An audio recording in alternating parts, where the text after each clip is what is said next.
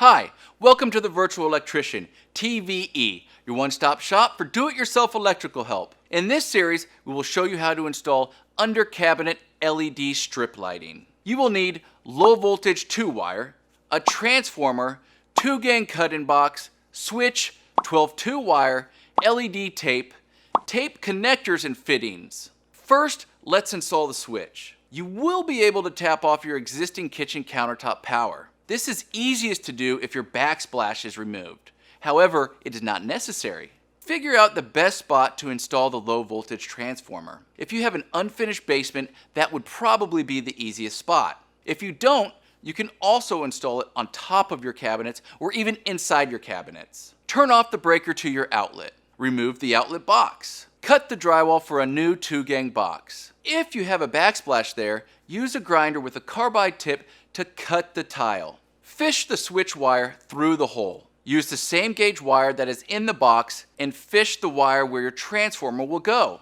In this case, we are pretending to install it in an unfinished basement below the kitchen. Install your low voltage wire from where the transformer is going to underneath your cabinet.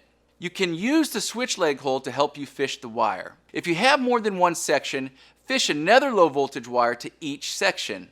Install the old outlet wire and the new switch leg wire into the 2-gang box. Here you will connect the grounds with all the other grounds, install the white wires with the neutral wires, pigtail the hot from the outlet and install on the switch screw. Install the switch leg on the other switch screw.